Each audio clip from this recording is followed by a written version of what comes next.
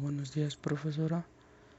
Hoy voy a continuar con el artículo 30 que nos habla de la transmisión de los derechos patrimoniales.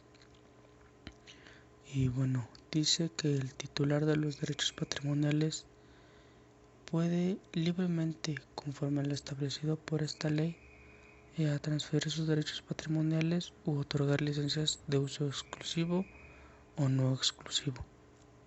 También dice que toda transmisión de derechos patrimoniales de autor será onerosa y temporal, y en ausencia de acuerdo sobre el monto de la remuneración o del procedimiento para fijarla, así como sobre los términos para su pago, y esta pues la determinarán los tribunales competentes. También en este artículo 30 nos menciona sobre los actos, convenios y contratos por los cuales se transmiten derechos patrimoniales, y las licencias de uso deberán celebrarse invariablemente por escrito, de lo contrario serán nulos de pleno derecho.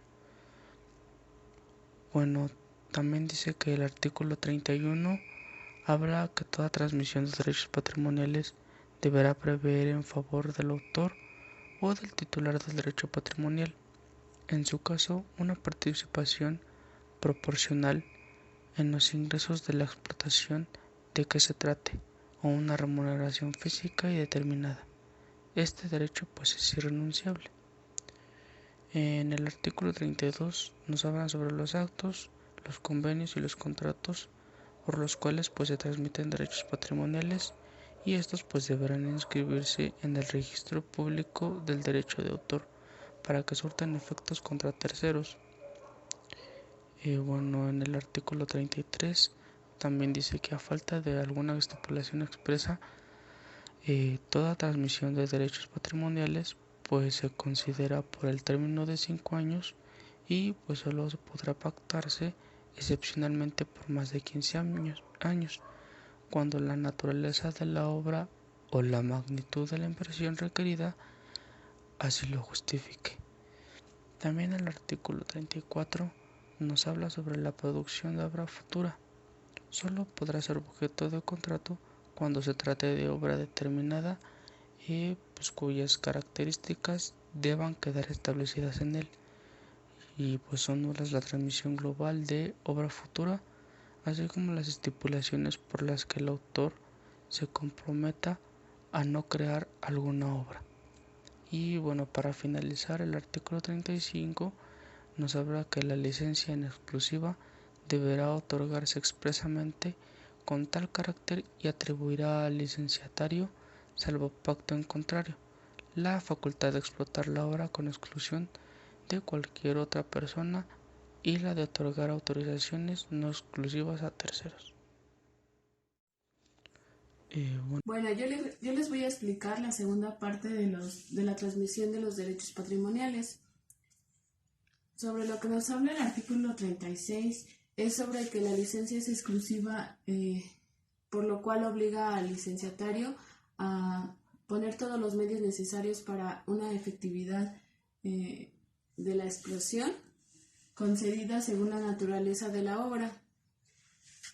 El artículo 37 nos habla sobre los actos, convenios y contratos que se deben firmar ante un notario público, un corredor público o un federatario público, los cuales deben de estar registrados en el registro público de los derechos de autor.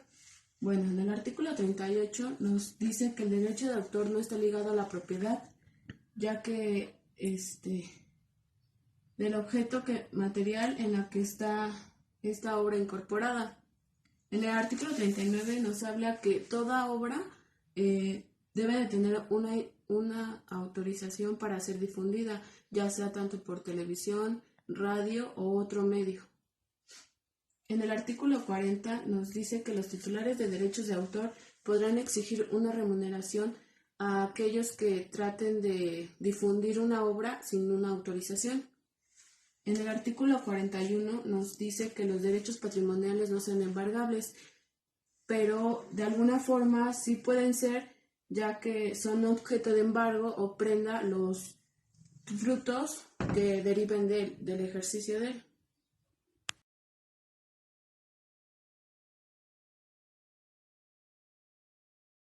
Contrato de edición de obra literaria. En el artículo 42 al 57 nos va a hablar de los contratos de edición de obra literaria.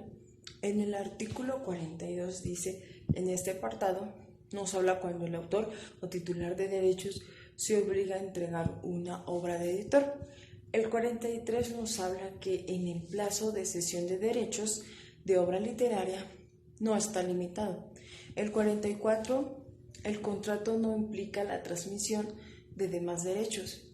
El 45, el editor no podrá publicar obra con abreviaturas. El 46, el autor conservará el derecho de hacer correcciones a su obra. El 47, el contrato contenerá fracciones: 1, número de ediciones; 2, cantidad de ejemplares; 3, si el material es exclusivo; y 4, remuneraciones. El artículo 48 nos dice que los gastos de distribución y publicación serán por cuenta del editor. Artículo 49, el dueño de la edición tendrá el derecho de preferencia. El siguiente nos dice que si no hay convenio de editor, el editor lo podrá fijar. El 51 nos dice que el derecho de editar en conjunto las obras para editar por separado. El 52 dice que las obligaciones del autor, aquí nos hace dos apartados: 1, entregar la obra en términos y contenido; 2, responder ante el editor de la auditoría. En el artículo 53 nos dice que los autores deben hacer constar nombre y domicilio, año de edición; 3, número ordinal que corresponde a la edición. Artículo 54 nos dice que los impresos deberán hacer constar forma y lugar visible de las obras. Aquí nos dice que nombre y domicilio, fecha en que se terminó de imprimir. El artículo 55 dice que el contrato de edición no se haya estipulado del cual deba quedar concluida la edición. El 56 nos dice que el contrato de edición terminará en el plazo estipulado para la duración de la edición. El artículo 57 dice que la persona física y moral están obligadas a mencionar nombre del autor o seudónimo.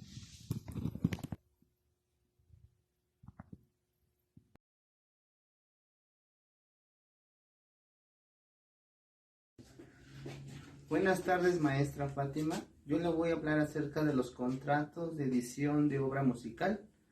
Primeramente nos remitimos a la Ley de Derechos de Autor en su artículo número 58 y nos dice que los contratos de obra musical consisten en que el autor o titular del derecho patrimonial cede al editor el derecho de reproducción, a su vez lo faculta para su fijación, su reproducción fonomecánica de la obra, así como su adecuación de efectos audiovisuales, traducción, adaptación, comunicación pública, todo aquello que esté convenido en el contrato y se deriven a la explotación de la obra. Por su parte, una de las obligaciones del editor es que tiene que llevar a cabo la divulgación de la obra bajo cualquier medio que se encuentre a su alcance. Dicho esto, en su contraposición recibe un beneficio económico que a su vez resulte fijado en el contrato y resulte de la explotación de la obra. Sin embargo, debemos recalcar que para las adaptaciones, traducciones o todas aquellas adecuaciones que se lleven en la obra con objeto de publicitar la misma obra, se tiene que tener de autorización expresa por parte del titular del derecho.